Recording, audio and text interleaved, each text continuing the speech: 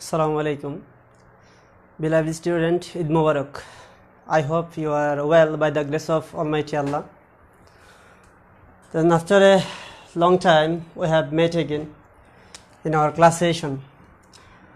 You know well that we have already completed one grammatical item from 4 for the upcoming term 4 examination, and you know also that I started a new grammar topic to you named changing sentence.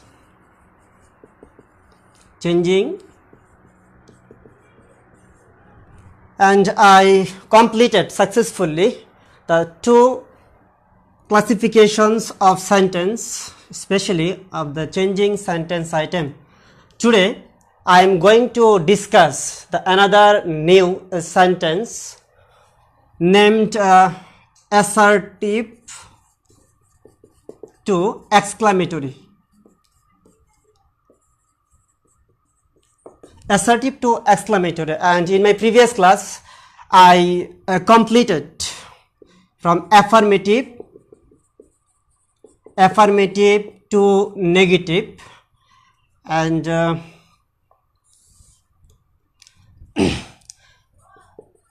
assertive to interrogative.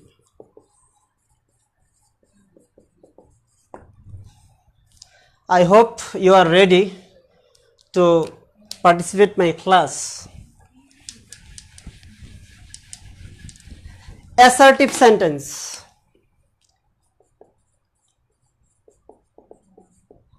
To know the exact definition of assertive sentence, assertive sentence বলতে বোঝাচ্ছে বিবৃতিমূলক বাক্য। Assertive sentence মানে কি?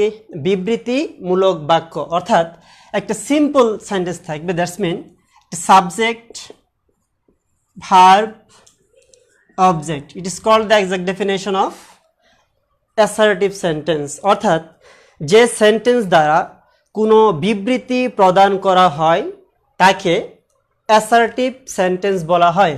যেমন as for example we can say that this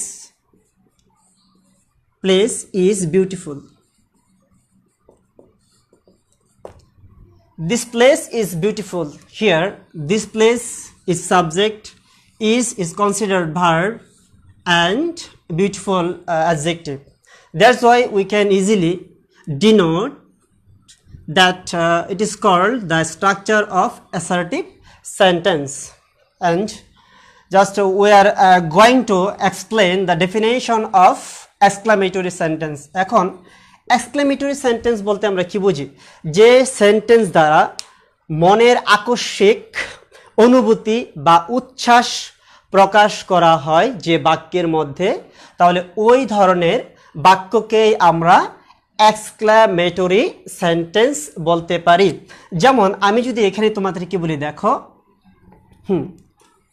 what a nice place it is. In this example we have already explained the note of exclamation. দেখো, what a nice place it is, তাহলে এই সেন্টেন্সটার সাথে এই সেন্টেন্সের অবশ্যই কি রয়েছে? একটা পার্থক্য রয়েছে। তাহলে এখন আমরা কি পেলাম এখানে? দেখো তো, what a nice place it is, আমরা কি করলাম এখানে? কি অনুভূতি প্রকাশ করলাম? উচ্ছ্বাস অনুভূতি প্রকাশ করলাম। What a nice place it is, কত সুন্দর প্লেস বা স্থান এটি। তাহলে আমরা আগে চিনলাম কি এই বাক্যটা হলো কি আমাদের, দেখো তো, অ্যাসার্টিভ সেন্টেন্স, আর এই সেন্টেন্সটা কি হচ্ছে আমাদের এক্সক্লেমেটরি সেন্টেন্স। আমরা এখন আলোচনা করব, দেখো কিভাবে চেঞ্জিং সেন্টেন্স আইটেমের ভিতরে যে কিভাবে একটা সেন্টেন্সকে আমরা অ্যাসার্টিভ থেকে এক্সক্লেমেটরিতে রূপান্তর করতে পারি। আমরা এখন চলে যাচ্ছি, একটু খেয়াল রাখো। দেখো, এখন হচ্ছে এক্সাক্ট স্ট্রাকচারটা হচ্ছে এখানে হাউ অথবা what plus adjective plus subject plus verb plus note of exclamation. তাহলে এখানে কি পেলাম আমরা, বাক্যের শুরুতে হাউ অথবা what, any one plus adjective plus subject plus verb plus note of exclamation. তাহলে যখনই কারো আরেকটা বিষয় তুমি মনে রাখবে, শুধুমাত্র অ্যাসার্টিভ সেন্টেন্সেরই কিন্তু এক্সক্লেমেটরি সেন্টেন্সে রূপান্তর করতে হয়, অন্য কোনো সেন্টেন্সে কিন্তু তুমি কি করতে পারবে না, এক্সক্লেমেটরি সেন্টেন্সে রূপান্তরিত করতে পারবে না।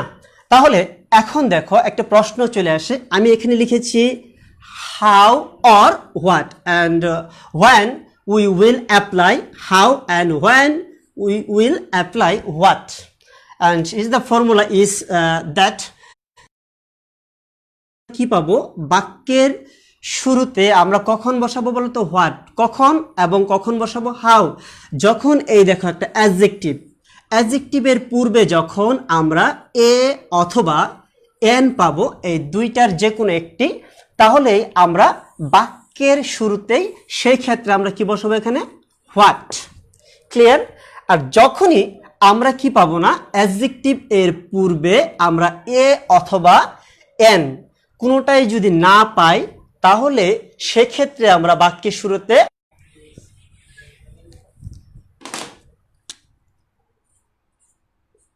ইট ইজ আ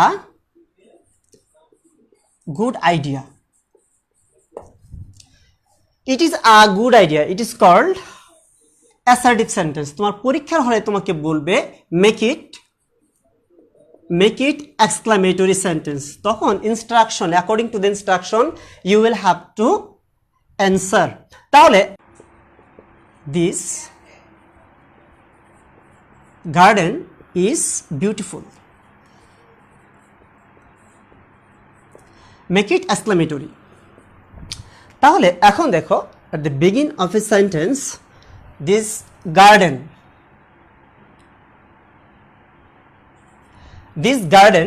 is beautiful। তাহলে এখন দেখো এখানে কি, there is no any existence of a or n, we have found here this garden is called subject and verb here is and beautiful is object here, okay? তাহলে this garden is beautiful, there is no a or n। তাহলে আমরা এখন কি করতে পারি, that's why we can easily apply how at the beginning of a sentence। তাহলে আমরা কি দিলাম এখানে, how। তাই এখন কি আছে, বাকি কি আছে এখানে, অ্যাডজেক্টিভ। কোনটা এখানে, অ্যাডজেক্টিভটা বিউটিফুল। আরেকটা বিষয় তোমরা মাথায় রাখবে যে ওয়ার্ডের পরে তোমার কিন্তু কি আছে, একটি আমাদের সাফিক্স আকারে যদি কোনো একটি রুট ওয়ার্ডের পর যদি ফুল থাকে, তাহলে সেটাকে আমরা সবসময় অ্যাডজেক্টিভ হিসেবে ধরে নিব। তাহলে এখন আমরা কি দিতে পারি, হাউ বিউটিফুল, হাউ বিউটিফুল। তাহলে এখানে সাবজেক্ট কি আছে, দিস গার্ডেন ইজ। তাহলে আমরা এখানে কি বসাবো, তারপর একটি নোট অফ এক্সক্লেমেশন। ক্লিয়ার? আচ্ছা, তাহলে এখন আমরা একবারে যে নিয়মটা পড়বে একবারে পুঙ্খানুপুঙ্খানুভাবে পড়বে, যেন আর ভবিষ্যতে না পড়তে হয়। তাহলে আমরা কি পড়লাম, যখনই আমরা অ্যাসার্টিভ বাক্য থেকে এক্সক্লেমেটরি বাক্য করতে যাব, তাহলে বুঝবো যে আসলে আমাদের কোনটি আমাদের অ্যাসার্টিভের স্ট্রাকচার, কোনটি বা আমাদের এক্সক্লেমেটরি সেন্টেন্সের স্ট্রাকচার। তাই আমি তোমাদেরকে পূর্বেই বলেছি শুরু করার সময়, অর্থাৎ যে সেন্টেন্স দ্বারা কোনো কিছু বিবৃত, একদম নর্মাল কথাবার্তা, সে কাউকে প্রশ্ন করবে না, আদেশ দিবে না, উপদেশ দিবে না, কিচ্ছু করবে না, তার মানে একবারে সিম্পল যদি থাকে একটি সেন্টেন্সের সাবজেক্ট ভার্ব অবজেক্ট, ওই ধরনের সেন্টেন্সটাকে আমরা কি ধরবো, অ্যাসার্টিভ বাক্য ধরবো। আশা করি সবাই বুঝতে পারছো। এখন আমরা শুধুমাত্র এ অথবা এন, আবার এ অথবা এন ছাড়া আরেকটি আমাদের কিন্তু কি দিয়েছি, এক্সাম্পল তোমাদের কিন্তু শো করেছি। এখন আমরা চলে যাব আরেকটা রুলসে, এটার মধ্যে আছে। দেখো, যখন আমাদের কিন্তু কি থাকবে, অ্যাডজেক্টিভের পরে কি থাকবে আমাদের, ভেরি অথবা যদি আমাদের গ্রেট থাকে, তাহলে স্ট্রাকচারটা কি দাঁড়াবে। তাহলে এখন দেখো বিষয়টা হচ্ছে এরকম,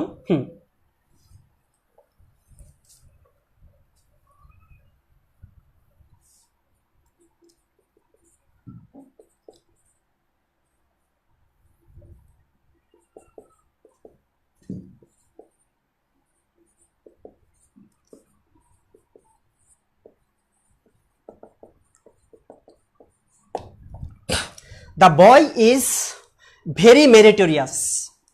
তাহলে ভেরি মেরিটোরিয়াস একটা বিষয় তোমরা মনে রাখবে, যখনই কোনো একটি অ্যাডজেক্টিভের পূর্বে ভেরি অথবা গ্রেট কি থাকে, ভেরি অথবা গ্রেট থাকে, তাহলে সেই ক্ষেত্রে আমরা কিন্তু কি করব, কখনোই আমরা এই ভেরি অথবা গ্রেটটাকে আবার নিয়ে আসব না। সেই ক্ষেত্রে আমরা কিন্তু কি করব, এখন বলো তো, এ অথবা এন আছে না, কোনো কিছুই নেই। তাহলে এই সেন্টেন্সটা কি দাঁড়াচ্ছে এখানে, কি হাউ, কি হবে এখানে হাউ। তাহলে হাউ এর পর আমরা কি দেবো, এখানে ভেরি দিব না, এখানে অ্যাডজেক্টিভ কোনটা, মেরিটোরিয়াস। মেরিটোরিয়াস মানে কি বলতো, মেধাবী। ওই ছেলের অবস্থা, সে কি মেধাবী। How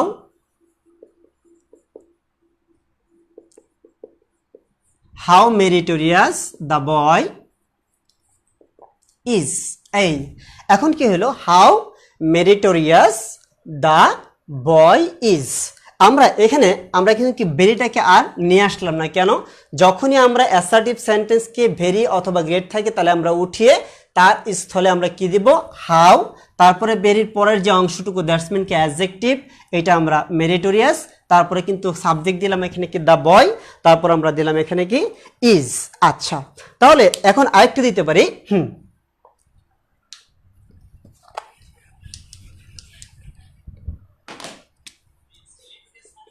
it is a very good plan idea, good idea, it is a very good idea। তাহলে এখন যদি তোমাকে কি করতে বলে, এক্সক্লেমেটরি সেন্টেন্স করতে বলে, তাহলে এখন দেখো এখানে আবার এ আছে, আবার এখানে কি আছিল, ভেরি আছে।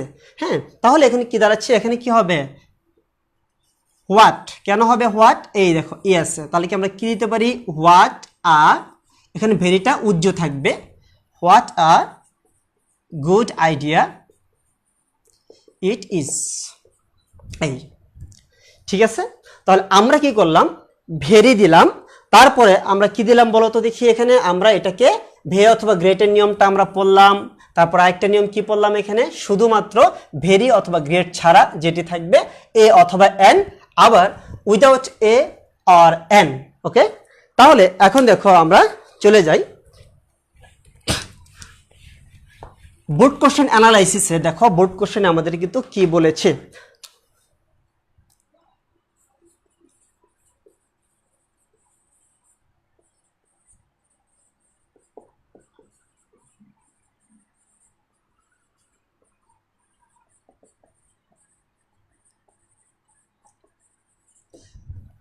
দেখো he showed a great love and respect to his mother, make it exclamatory sentence। তাহলে এখন দাঁড়াচ্ছে here this is the exact incidents of Bayezid Bostami. তো এখানে হি শোড, শো তো জানোই, শো মানে কি দেখানো, past indefinite tense, he showed a great love and respect to his mother. অর্থাৎ কি বাইজিদ বোস্তামি কি দেখিয়েছিল, তার মায়ের প্রতি মহান ভালোবাসা এবং তোমার কিন্তু সম্মান, প্রকৃত সম্মানটা সে উপস্থাপন করেছিল। তাহলে এখন আমাদের কি হবে, পরীক্ষার হলে তোমাকে এই দেখো ইন্ডিকেশনটা ব্র্যাকেটের ভিতরে যে তোমার কি ইন্ডিকেশন থাকবে, ওই ইন্ডিকেশনটাকে সবচেয়ে বেশি আগে লক্ষ্য রাখতে হবে, এখান থেকে প্রশ্ন করেই। তাহলে এখন দেখো হি showed a great love and respect to his mother. তাহলে এখন দেখো এই যে আমি একটু আগে যে রুলসটার কথা বলেছিলাম, এ আছে, তাহলে এর কারণে আমরা obviously we can easily find out it's called the assertive sentence, and at the beginning of a sentence we can easily apply what. Why? Because we find here the a before adjective।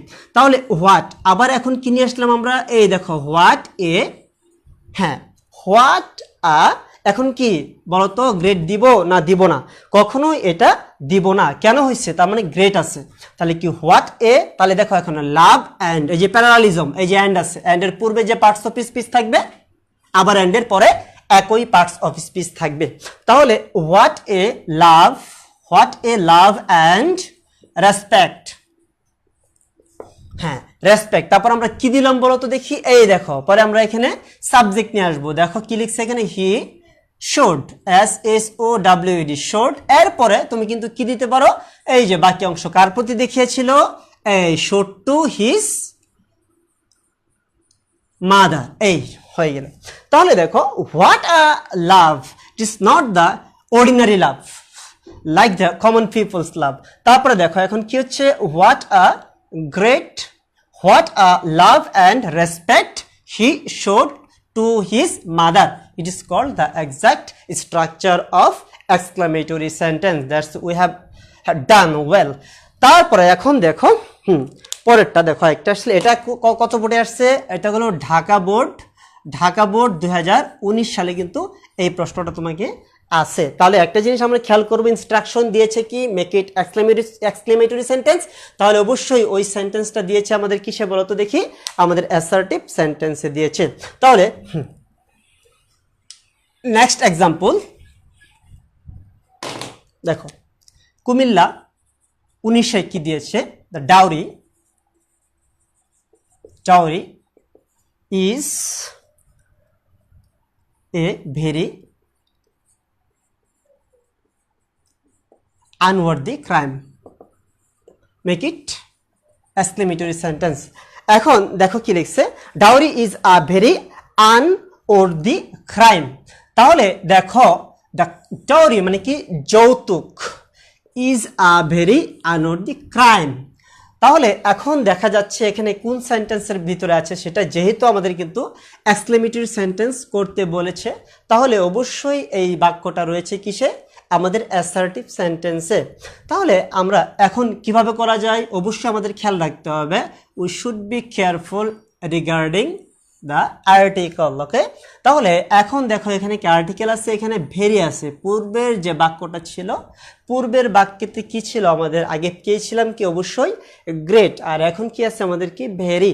তাহলে আমরা এখানে কি দিতে পারি বলো তো দেখি, এখানে কি হবে, এই দেখো হোয়াট এ, বেরেটা থাকবে কখনোই না, নেভার এভার, বেরেটা উঠে যাবে। তাহলে আমরা কি দিতে পারি, হোয়াট এ, আনওয়ার্দি দিব, কখনোই না। তাহলে আমাদের কিন্তু একটু খেয়াল রাখতে, we should be conscious in putting here the adjective just for the unworthy, okay, AEIOU। তাহলে আমরা কি দিতে পারি দেখো তো এখানে, হোয়াট, হ্যাঁ, what an unworthy, what an আনওয়ার্দি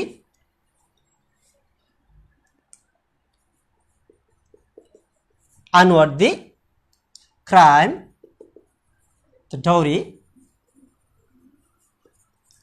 is। এখন দেখো বিষয়টা হচ্ছে এরকম, এই হোয়াট আনওয়ার্দি, তাহলে এই দেখো কিসের কারণে হলো বলতো, এই দেখো ভারের কারণে আমাদের এখানে কি চেঞ্জ করলাম, এই সেন্টেন্সে অ্যাসার্টিভ সেন্টেন্স এ থাকা সত্ত্বেও আমরা এখানে কিসের স্থলে বলতো, আনওয়ার্দি। যেহেতু আমরা এখানে কি ভেরিটাকে উঠিয়ে দিলাম, যেহেতু ভেরিটা নাই, তাহলে এই দেখো একটা শূন্যস্থান তৈরি হয়ে গেছে, তাই না কথাটা, যেহেতু স্পেস আর এখন ডিরেক্টলি হয়ে গেছে এ, তাহলে এটা রং। তাহলে আমাদের কি হবে, হোয়াট অ্যান আনওয়ার্দি ক্রাইম, তারপরে কি দিলাম একটা সাবজেক্ট দ্য ডাউরি, তারপর ইজ। এই হচ্ছে আমাদের কিন্তু এটা আসছিল কি আমাদের কুমিল্লা বোর্ড 2019 সালে এসেছে। তারপর এখন দেখো আরেকটা তোমাদের দেখাই,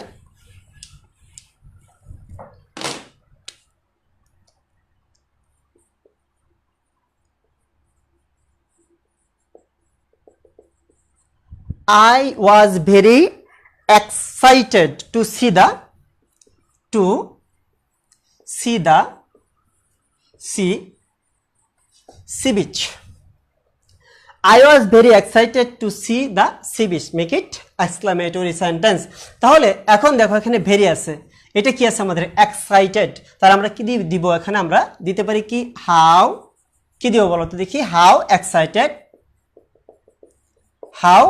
এক্সাইটেড, তারপর আমরা কি দিই এখানে, আই ওয়াজ, তারপর আমরা কি দিতে পারি, to see the sea beach. এই হচ্ছে আমাদের কিন্তু এই অ্যাসার্টিভ বাক্যকে যখনই আমরা কি করতে যাব, এক্সক্লেমেটরি করতে যাব, একটা বিষয় খেয়াল রাখবো, বাক্যের শুরুতে হাউ অথবা হোয়াট, তারপর আমরা কি দেব একটা অ্যাডজেক্টিভ, তারপরে আমরা কি দেব একটি সাবজেক্ট, তারপর একটা ভার্ব, এইটা গেল। তারপর যদি আমরা কোন একটি সেন্টেন্সের ভিতরে অ্যাসার্টিভ সেন্টেন্সে যদি আমরা কি পাই, ভেরি অথবা গ্রেটের অবস্থানটা আমরা পাই তখন ওই ধরনের বাক্যকে যখন এক্সক্লেমেটরি সেন্টেন্সে করতে যাব কখনোই সেই ভেরি অথবা গ্রেট কোনো একটি ওয়ার্ড আমরা বসাবো না। ক্লিয়ার? ঠিক আছে, নেক্সট। তারপর দেখো একটু আরেকটু পরের সেন্টেন্স আমরা চলে যাই। দেখো কি হচ্ছে এখন।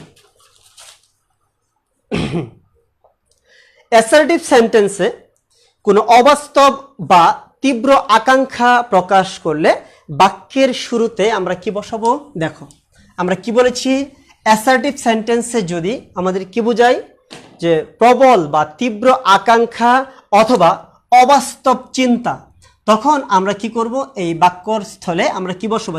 সবসময় মনে রাখবে অ্যাসার্টিভ সেন্টেন্সে যদি কি থাকবে আমাদের আই উইশ বা উইশ যদি থাকে, আই উইশ যদি থাকে তাহলে I wish indicates or denotes the structure of assertive sentence। তাহলে যদি এই দেখো আই উইশ এর স্থলে আমরা যখনই আমরা তীব্র আকাঙ্ক্ষা অথবা অবাস্তব কোনো ঘটনাকে আমরা কিন্তু নির্দেশ করতে যাই, তাহলে instead of I wish we can easily apply here if or had or would that anyone, okay, instead of I wish at the beginning of a sentence। তাহলে এখন দেখো I wish যদি থাকে শুধুমাত্র I wish এর স্থলে আমরা কি দিতে পারি? if অথবা had অথবা would that যে কোনো একটি আমরা বসাইতে পারি। তাহলে দেখো আমরা প্রায়ই পাই I wish I had the wings of a bird, make it exclamatory. তাহলে সেই ক্ষেত্রে হচ্ছে দেখো কখনো এটা অসম্ভব ইচ্ছা, এটা কখনোই সম্ভব। আমি যদি কি হইতে পারতাম, হ্যাঁ আমার যদি পাখির মতো ডানা থাকতো অথবা আমি যদি পাখি হয়ে আকাশে উঠতে পারতাম, কখনোই সম্ভব না। আমরা হচ্ছে কি যে আল্লাহর সৃষ্টির সেরা জীব, তাহলে কখনো এটা সম্ভব না। মানুষ থেকে পাখি হওয়া অবাস্তব ঘটনা, বাস্তবে কখনোই সম্ভব নয়। তাহলে এখন দেখো আই উইশ, তাহলে যেই জায়গায় এখানে কি আছে I wish I had the wings of a bird, তাহলে এখন আমরা কি করতে পারি?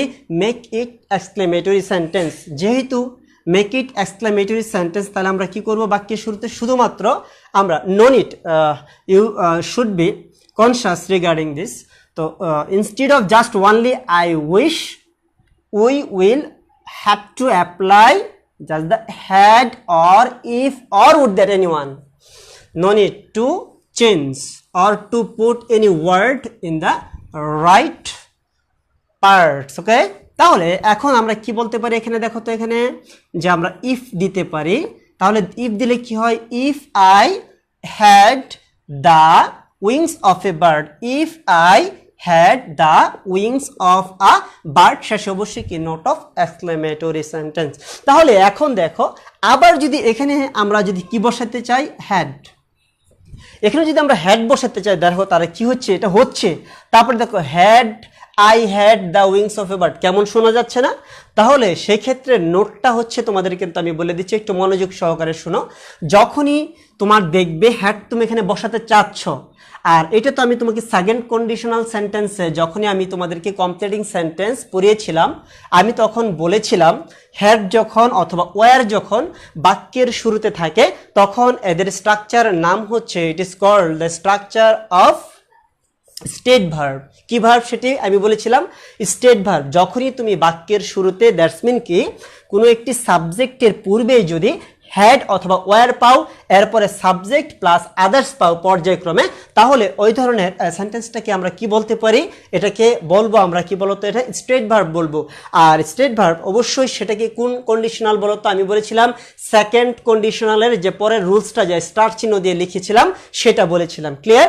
আর এই হ্যাড হচ্ছে হতাম, হইতে পারতাম, যেতে পারতাম, খাইতে পারতাম, কখনোই quite impossible to express in a real situation. It is called the unreal situation sentence. Okay, তাহলে এখন দেখো শুধুমাত্র এখানে বাক্যের শুরুতে আমরা হ্যাড বসালাম, কিন্তু কথা হলো আবার যে হ্যাড অবশ্যই সেটি হয়ে যাবে কি বলতো রং সেন্টেন্স। তাহলে আমরা এখানে কি দেব, যখন আমরা বাক্যের শুরুতে আমরা হ্যাডটা অ্যাপ্লাই করব, এর পরবর্তী অর্থাৎ পরের যে সাবজেক্টের পরে যে হ্যাডটা থাকবে সেটা উজ্জ্ব থাকবে, কখনোই বসবে না। ক্লিয়ার? তখন এই হ্যাডটা দ্বারাই এই যে তার অসম্ভব ইচ্ছা আকাঙ্ক্ষা, মনের যে তীব্র আকাঙ্ক্ষা অসম্ভব, তাহলে সেটা প্রকাশিত হবে। তাহলে আমরা কিন্তু কি দিতে পারি, হ্যাড আই, হ্যাঁ had I the wings of a bird, আমার যদি পাখির মতো ডানা থাকতো, সেই ক্ষেত্রে তার একটা ইচ্ছা প্রকাশ করতেছে। এখন ক্লিয়ার কথাটা? আবার এখানে তুমি কিন্তু কি দিতে পারো, শুধুমাত্র ইফ দিয়েও করতে পারো, আবার উড দ্যাট দ্বারাও করতে পারো, আমাদের ওটা জানার দরকার নাই। ঠিক আছে? আচ্ছা, তারপরে আরেকটা দেখো, আরেকটা উদাহরণ, I wish I could be a child again. তাহলে এখন দেখো সেন্টেন্সের ভিতরে I wish I could be a child again কখনোই সম্ভব? কখনোই সম্ভব না। তাহলে এই সেন্টেন্সের ভিতরে আমরা কি দিতে পারি বলো তো দেখি? অবশ্যই আমি কিন্তু খুব সহজভাবে তোমাদেরকে রুলসগুলা উপস্থাপন করতেছি। দেখো এখন আই উইশ, দেখো এখন আমি কি বলেছিলাম, আই উইশ এর পরিবর্তে আমরা কি বসাইতে পারি, ইফও বসাইতে পারি, আবার হ্যাডও বসাইতে পারি, আবার উড দ্যাট। কিন্তু আসলে সুইটেবিলিটি আছে এখানে, দেখো কোনটা আসলে সুইটেবল হবে। এখন তুমি এখানে ইফ বসাইতে পারো, কোনো প্রবলেম নাই। তাহলে if I could be a child again, কিন্তু যখনই দেখবা কুড বি আছে তখন এটার সাথে উড দ্যাটটা কি সবচেয়ে বেশি তোমার কিন্তু কি হয় বলতো দেখি, সুইটেবল হয়। তাহলে আমরা কিন্তু কি দিতে পারি বলতো, এখানে উড দ্যাটও দিতে পারি, আবার ইফও দিতে পারি। এখানে would that I could be a child again এটাও দিতে পারি আমরা, আবার দিতে পারি হ্যাঁ ইফও দিতে পারি, আবার আমরা হ্যাডও দিতে পারি। ক্লিয়ার বাবারা? আশা করি সবাই বুঝতে পেরেছ। তাহলে এখন আমরা আরেকটু নিচের দিকে তোমাকে আসবো। সেই ক্ষেত্রে দেখো আরেকটু বিষয় হলো, যদি অ্যাসার্টিভ সেন্টেন্সে দেখো রিজুয়েস অথবা it is a matter of joy অথবা it is a matter of joy অথবা হুররা।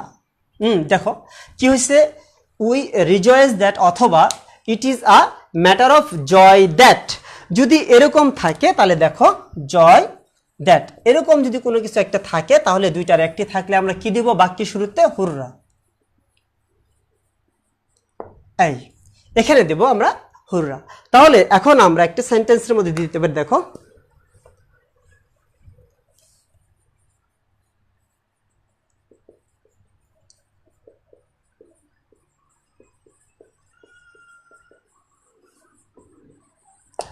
দেখো we rejoice that we have won the game. তাহলে এই দেখো এটা কি আনন্দ, রিজয়েস অর্থ কি বলতো আনন্দ, আর it is a matter of joy that এটা কি আনন্দের একটি বিষয়। তাহলে এইটা হচ্ছে আনন্দ অথবা এটা যে কোনো একটি, any one you may find here. তাহলে এখন we rejoice that we have won the game, তাহলে মেক ইট এক্সক্লামেটরি সেন্টেন্স। তাহলে এখন দেখো আমরা কি করব, কিসের স্থলে, দেখো শুধুমাত্র এই জায়গাটায় আমরা চেঞ্জ করব। সেটা কি করব, we have on the game, আর কিচ্ছু নয়।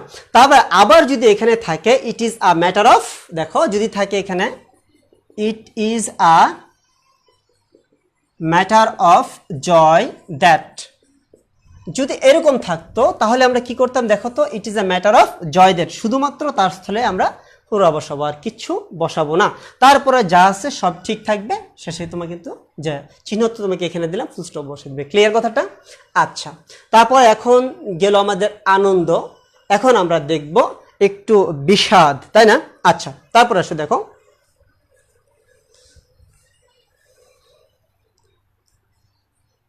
ইট is a matter of sorrow that অথবা রিগ্রেট অথবা শকিং দ্যাট, এরকম যদি কোনো কিছু থাকে তাহলে আমরা এখানে কি বসাবো বলতো দেখি? অবশ্যই এগুলো বিষাদ বা কষ্টের। তাহলে আমরা বাক্যের শুরুতে এই জায়গাটার স্থলে আমরা কি দিব বলতো? এলাজ দিব। আমরা কি দিব বলতো? এলাজ দিব।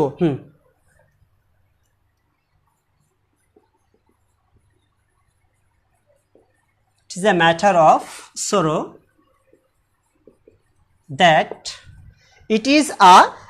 of sorrow that kids died so young. আমরা কার কথা বললাম? John Kitts.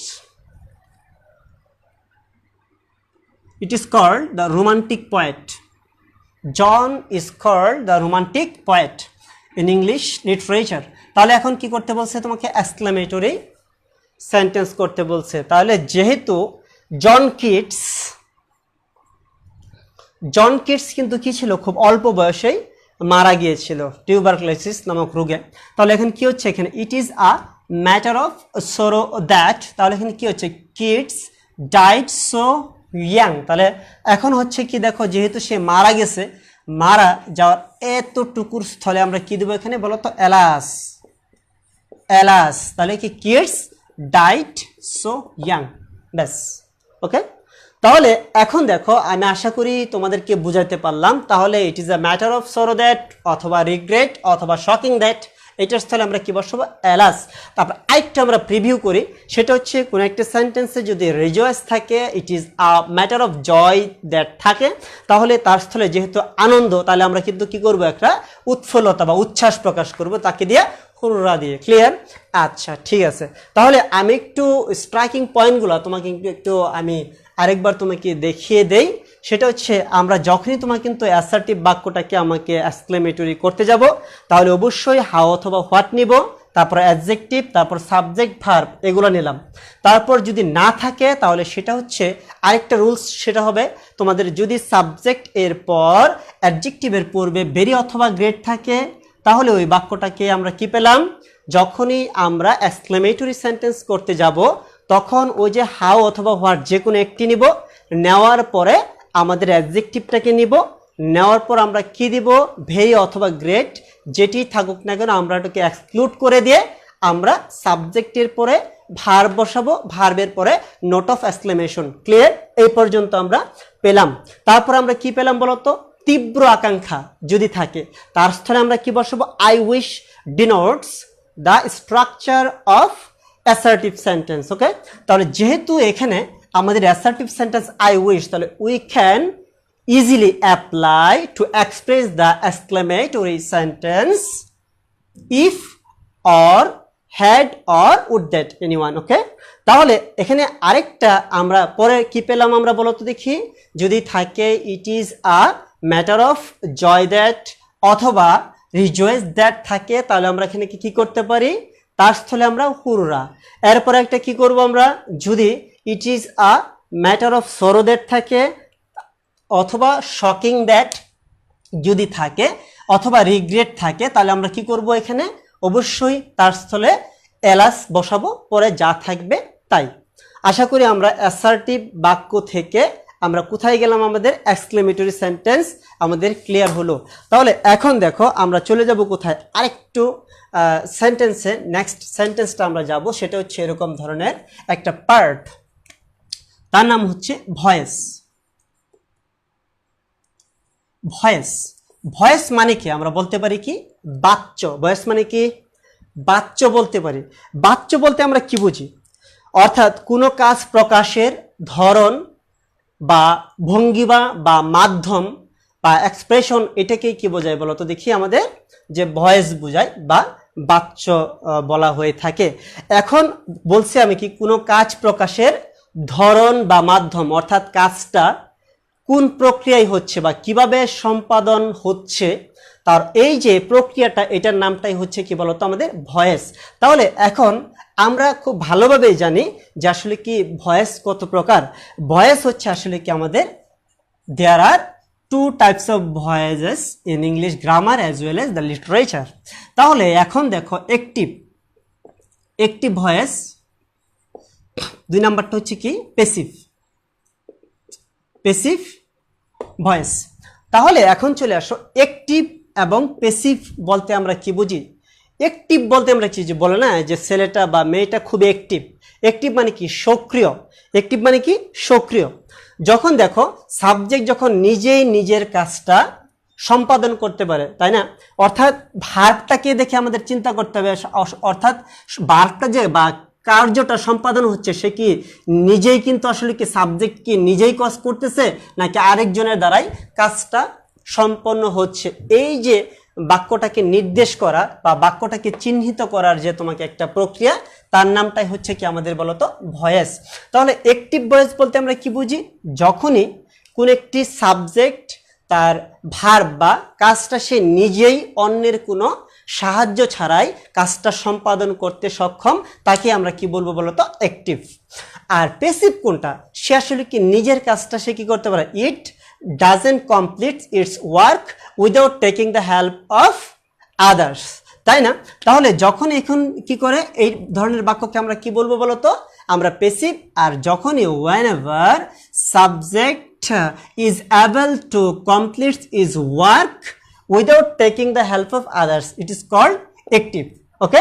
আর যখন আমরা কিন্তু কি করতে পারি, সে কাজটা করতে পারে, তাহলে সেটা হবে কি আমাদের অ্যাক্টিভ। আর যখন সে কি অন্যের সাহায্যে ছাড়া সে কাজটা করতে পারে না, তাকে আমরা কি বলবো বলতো, আমাদের প্যাসিভ ভয়েস আমরা বলতে পারি। আচ্ছা, তারপরে এখন আমরা কি দেখো একটু এখন সেন্টেন্সের ভিতরে যে জায়গায় তুমি সেন্টেন্স পাও না কেন, ইংলিশ ফার্স্ট পেপার বলো, সেকেন্ড পেপার বলো, ইংলিশ নিউজ পেপার বলো, যে জায়গায় তুমি একটা সেন্টেন্স পাবা, তাহলে কিন্তু কি করবা, you will be able to identify the what types of sentence, okay, active or passive. তাহলে এখন দেখো আমি একটা জিনিস তোমাকে বলি, সেটা হচ্ছে কোনো একটি সাবজেক্টের পর একটি চেনার উপায়, সাবজেক্ট এর পর যখন একটি অক্সিলারি ভার্ব এবং অক্সিলারি ভার্বের পর যদি কোনো একটি ভার্বের পাস্ট পার্টিসিপল ফর্ম তুমি পাও, তাহলেই তুমি মনে রাখবে যে এই ধরনের বাক্যটাই হবে আমাদের প্যাসিভ ভয়েস। তাহলে এই ধরনের বাক্যটা কি হবে বলতো, প্যাসিভ ভয়েস। তাহলে কি চিনলাম, মনে রাখতে হবে কোনো একটি সেন্টেন্সে যদি কি থাকে, একটা সাবজেক্ট থাকে, তারপর যদি একটা অক্সিলারি ভার্ব থাকে, তারপরে যদি কি ভার্বের পাস্ট পার্টিসিপল ফর্ম থাকে, তাহলে এই ধরনের যে বাক্যটা হবে সেটাকে অবশ্যই কি করব আমরা, we will consider such types of structure as passive voice. তাহলে এখন দেখো তোমাদের কিন্তু স্কুল লেভেলে টিচাররা বা আমরাও পড়েছি, তাহলে কিন্তু স্ট্রাকচার হচ্ছে কি বলতো, বলে দিছে অবজেক্টিভ, সাবজেক্ট, তারপরে সাবজেক্ট এবং পার্সন অনুযায়ী অক্সিলারি ভার্ব, তারপরে অক্সিলারি ভার্বের পরে ভার্বের পাস্ট পার্টিসিপল, তারপরে একটা বাই হবে। কেন বাই হলেই কি আমাদের কিন্তু প্যাসিভ ভয়েস, আর বাই না হলে কি আমরা প্যাসিভ ভয়েস বলতে পারবো না? অবভিয়াসলি আমরা বলতে পারবো। তাহলে এখন দেখো আমাদের কি হচ্ছে, তাহলে বাই থাকলে কি হয় আর বাই না থাকলে কি হয় সেটা আমরা কিন্তু একটু উপলব্ধি করি। দেখো এখন কি হচ্ছে, উই ইউজ মোবাইল ফোন। তাহলে এখন দেখো, তাহলে এইটা কোন ধরনের বাক্য বলতো, অবশ্যই সেটাকে আমরা কি ধরবো, অ্যাক্টিভ ভয়েস। কেন বাবারা বলতো একটু, এখন এটাকে আমরা এখন অ্যাক্টিভ ভয়েস কেন আমরা এটাকে বললাম বলতো, অ্যাক্টিভ ভয়েস এই সেন্টেন্সটা হয়ে গেছে আমাদের অ্যাক্টিভ ভয়েস। তাহলে উই ইউজ মোবাইল ফোন, অর্থাৎ আমরা সবাই কিন্তু মোবাইল ফোনটাকে অপারেট করি, আমরা সবাই অপারেট করি না। তাহলে মোবাইল ফোনের এখানে কোনো কিন্তু কি নাই, কোনো যোগ্যতা নাই, তাহলে সে নিজেই নিজের কাজটা করে, কিন্তু বরঞ্চ সে কিন্তু সাবজেক্ট কি নিজেই নিজের কাজটা সম্পাদন করতেছে। তাহলে যেহেতু সাবজেক্ট নিজেই নিজের কাজটা করতেছে, অন্যের এই ক্ষেত্রে কোনো সাহায্য নিচ্ছে না, তাহলে আমরা অবশ্যই সেটাকে আমরা প্যাসিভ ভয়েস নয় অ্যাক্টিভ ভয়েস বলতে পারি। তাহলে এখন একটু খেয়াল করো, একটু আগে তোমাদের বলেছিলাম দেখো এটার সাথে কি ম্যাচ খাচ্ছে না, আসলে কি মিলতেছে না। তাহলে এখানে দাঁড়াচ্ছে কি বলতো দেখি, সাবজেক্ট, এরপর অক্সিলারি ভার্ব, এরপর ভার্বের পাস্ট পার্টিসিপল। তাহলে এখানে নাই, there is no any symptom here. For this reason, we can easily identify this sentence is active voice, okay? তাহলে এখন পরীক্ষার হলে যদি তোমাকে বলে দেখো make it passive voice, তাহলে দেখো এখন passive voice যদি করি আমরা, এখানে কি দাঁড়াচ্ছে দেখো, mobile phone is used by us। তাহলে এটাকে আমরা ধরবো কি, আমরা কিন্তু বলতো এটা অবশ্যই কি ভয়েস, প্যাসিভ ভয়েস হয়ে গেল। তাহলে এখন দেখো আমরা একটু স্ট্রাকচারে চলে যাব, একটু শুধু লিখো লিখো তাড়াতাড়ি বাক্যটি একটু লিখো। স্ট্রাকচার আমরা একটা ফরমেশনে যাব, সময় প্রায় শেষ। কত মিনিট আছে স্যার?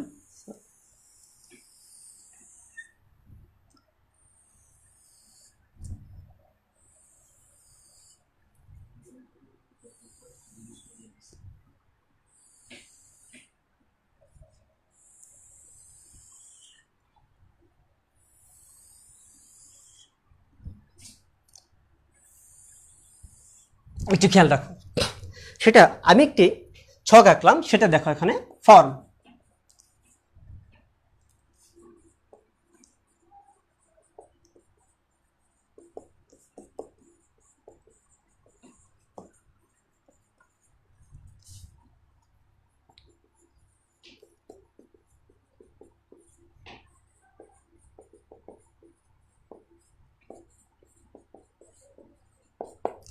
দেখো এখানে আমরা জানি একটি সেন্টেন্স কিভাবে গঠিত হয়, একটি সাবজেক্ট, একটা ভার্ব, একটা অবজেক্ট, তাই না? তাহলে এখন দেখো এখানে অবশিষ্ট রাখছি কি, বাম পাশে কি আছে এখানে? সাবজেক্ট, আর অবশিষ্ট একটা কি রাখলাম? অবজেক্ট। আচ্ছা এখন দেখো এই ছকটা, তাহলে এটা কার ঘর বলো তো? এটা ফর্ম। ফর্ম মানে কি? গঠন। তাহলে আমরা জানি আসলে কি টেন্স কত প্রকার বলো তো? 3 প্রকার। তাহলে এখন দেখো আমাদের প্রেজেন্ট, এটা পাস্ট, এটা ফিউচারের ঘর। এটা কার ঘর? প্রেজেন্টের ঘর। এটা কার ঘর? পাস্টের ঘর। এটা কার? ফিউচার। এটা কার ঘর? ভার্ব। যেহেতু আমরা প্যাসিভ ভয়েস করতেছি, তাহলে ভার্বের জায়গায় আমরা সবগুলোতেই বি3 দ্যাটস মিন ভার্বের পাস্ট পার্টিসিপল আমরা এখানে সব ক্ষেত্রে বসাতে পারি। তাহলে এখন চিন্তা করে দেখো, তাহলে কি, হ্যাঁ 4টার করে কিন্তু ভয়েসের ক্ষেত্রে আমরা কখনোই পারফেক্ট কন্টিনিউয়াস টেন্সে আমরা আনতে পারবো না। তাহলে অবশ্যই আমরা কিন্তু কি করতে হবে? ভয়েস চেঞ্জ করার ক্ষেত্রে আমাদের 3টা টেন্সের স্ট্রাকচারে আমাকে যেতে হবে। একটা হচ্ছে কি ইনডিফিনিট, একটা হচ্ছে কি কন্টিনিউয়াস, একটা হচ্ছে কি পারফেক্ট। ওকে, তাহলে এখন দেখো আমাদের কি হয়ে গেল? এটা কার ঘর? আমি বলছিলাম প্রেজেন্টের, তাহলে সবগুলোই প্রেজেন্টে আসবে। এটা কার ঘর বাবারা? দেখো তো সবগুলোই পাস্টের। এটা কার ঘর? সবগুলো আমাদের ফিউচারের। আর এটা কার?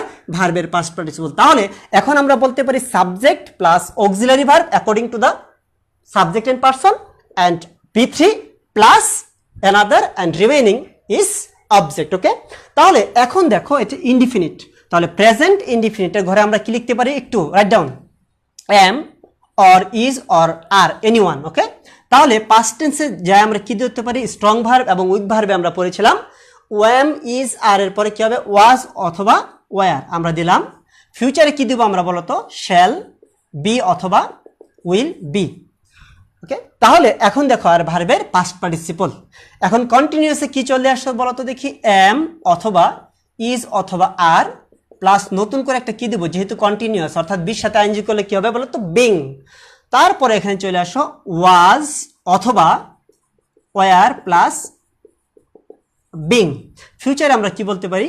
শ্যাল বি অথবা উইল বি প্লাস নতুন করে বিই আইএনজি বিং। আচ্ছা, তাহলে এখন চলে আসি লাস্ট ওয়ান পারফেক্টে কি করব আমরা? হ্যাভ অথবা হ্যাজ প্লাস নতুন করে একটা বিন, আর শুধুমাত্র পাস্ট টেন্সের ক্ষেত্রে একটা হ্যাডের পরে বিন। ফিউচারে কি করব আমরা? Shall have or will have, আর নতুন করে আমরা কি দেবো একটা বলতো? বিন। এই দেখো, তাহলে আমরা যদি প্রেজেন্ট ইনডিফিনিটে করতে যাই তাহলে অবশ্যই কিন্তু কি করতে হবে? এম কার সাথে? আয়ের ক্ষেত্রে এম। যদি ইজ কার ক্ষেত্রে বসবে? থার্ড পারসন সিঙ্গুলার নাম্বারের ক্ষেত্রে ইজ, আর বাকি সব ক্ষেত্রে আমরা কি বসাতে পারি? আর। ক্লিয়ার? আচ্ছা, এখন চলে আসি ওয়াজ এবং ওয়ার কার ক্ষেত্রে? সকল সিঙ্গুলার বলো, ফার্স্ট পারসন বলো, থার্ড পারসন সিঙ্গুলার, সকল সিঙ্গুলার নাম্বার ক্ষেত্রে বসবে কি? ওয়াজ, আর বাকি সব ক্ষেত্রে কি হবে বলো তো? হ্যাঁ ওয়ার। আর ফিউচারে কি করবো আমরা? শ্যাল বি উইল বি সাবজেক্টের পরে বসাবো, এরপরে মূল ভার্বের পাস্ট পার্টিসিপল ফ্রম। তাহলে এখন দেখো কন্টিনিউয়াসের ক্ষেত্রে কি দিব বলতো? এম ইজ আর, ওই যেভাবে বললাম সাবজেক্ট এবং পার্সন অনুযায়ী নতুন করে একটা কি দিব? এটা কন্টিনিউয়াস মানে কি? চলমান। তাহলে অবশ্যই সেটাকে আমরা কি? বিং ইউজ করব। Was or were plus being, তারপরে কি? শ্যাল বি অথবা উইল বি প্লাস বিং ভার্বের past participle. Okay, I am giving an example according to this formation. Okay, তাহলে এখন দেখো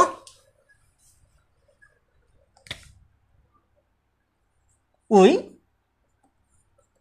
visit the national zoo. তাহলে এখন দেখো মেক ইট প্যাসিভ ভয়েস। তাহলে পরীক্ষার হলে খেয়াল রাখবে, অবশ্যই সেটাকে পরীক্ষায় ফাইনাল পরীক্ষার মধ্যে খেয়াল রাখবে, তোমাকে এইচএসসি ফাইনালের মধ্যেই প্রেজেন্ট ইনডিফিনিট নয়তো বা পাস্ট ইনডিফিনিট এই দুইটা টেন্স থেকে সবচেয়ে বেশি দেওয়ার চেষ্টা করে। তাহলে কি খেয়াল রাখবে। তাহলে দেখো এখন তো উই ভিজিট দ্য ন্যাশনাল জু, তাহলে আমাদের কিন্তু কি করতে হবে, অবশ্যই ভার্বের অবস্থান কোথায় থাকে, আফটার সাবজেক্ট।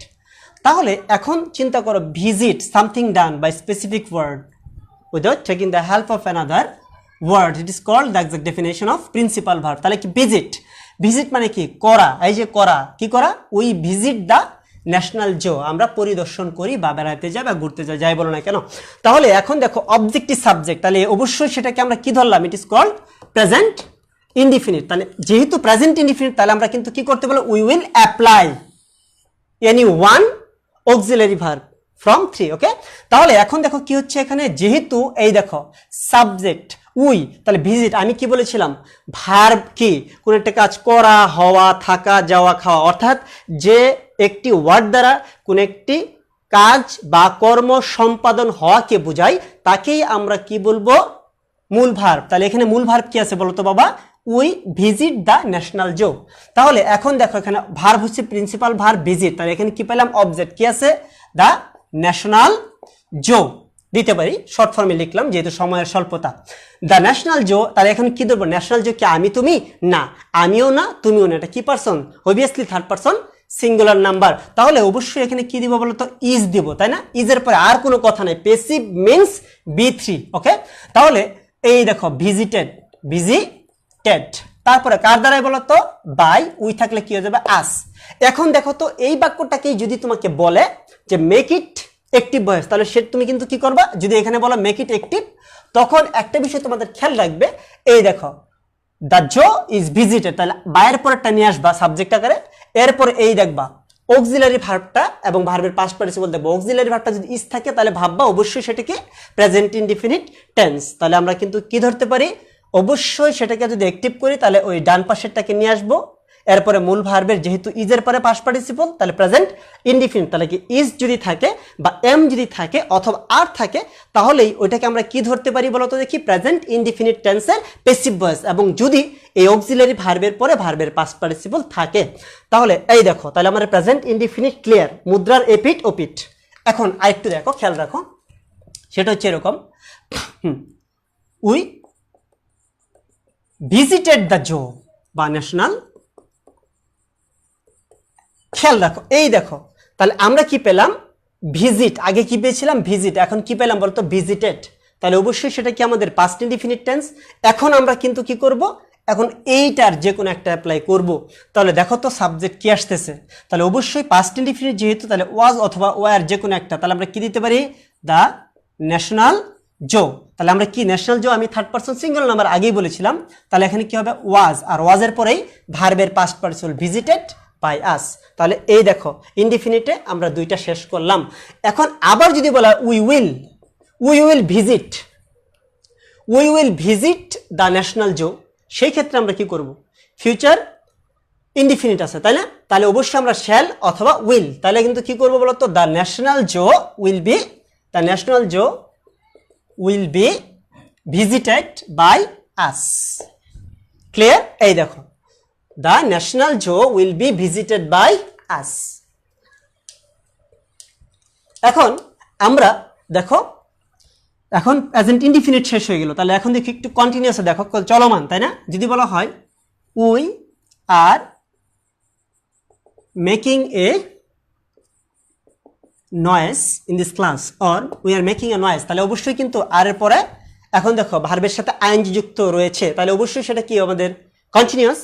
তাহলে মেক ইট প্যাসিভ, তাহলে যেহেতু প্যাসিভ আছে তাহলে অবশ্যই আর এর পরে ভার্বের সাথে আইএনজি যুক্ত আছে, তাহলে এখন যে কোনো একটি এম নয়তোবা ইজ নয়তোবা আর, এর সাথে নতুন করে একটা বিং, আর যদি আমরা পাস্ট করতে যাই তাহলে সেটা হবে ওয়াজ অথবা ওয়ারের সাথে বিং, যেহেতু সেটা আমাদের কি আছে বলতো প্রেজেন্ট কন্টিনিউয়াস, তাহলে আমরা a noise third person singular number, তাহলে দিতে পারি ইজ, নতুন করে আমরা কি দেবো বলতো বিং, অর্থাৎ বিং এর পরে আর কোনো কথা নাই, মেড বাই উই থাকলে আস।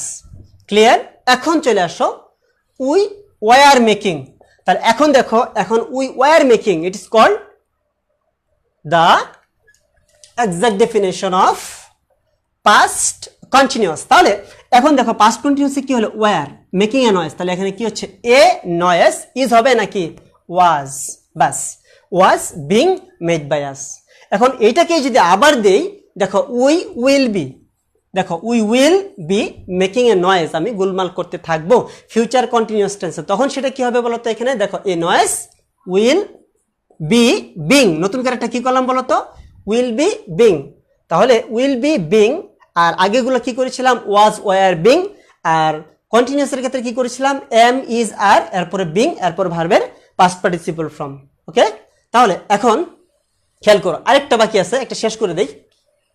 দেখো পারফেক্ট টেন্সে, হ্যাঁ, তাহলে দেখো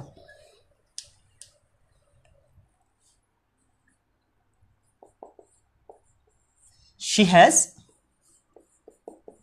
got GPA 5, কথার কথা, তাহলে আমরা কিন্তু কি দিতে পারি, তাহলে GPA 5, তাহলে he has got GPA 5, তাহলে এখানে কি আছে, কোন টেন্স আছে বলতো, প্রেজেন্ট পারফেক্ট টেন্স। তাহলে প্রেজেন্ট পারফেক্ট টেন্সে করতে গেলে আমাদের কি নিয়ে আসবে বলতো, এই দেখো হ্যাভ অথবা হ্যাজ, নতুন করে একটা বিন যুক্ত করতে হবে। তাহলে এখন খেয়াল করতে হবে, হ্যাভ অথবা হ্যাজ যদি থাকে তাহলে অবশ্যই সেটাকে আমাদেরকে বলতো প্রেজেন্ট পারফেক্ট টেন্স।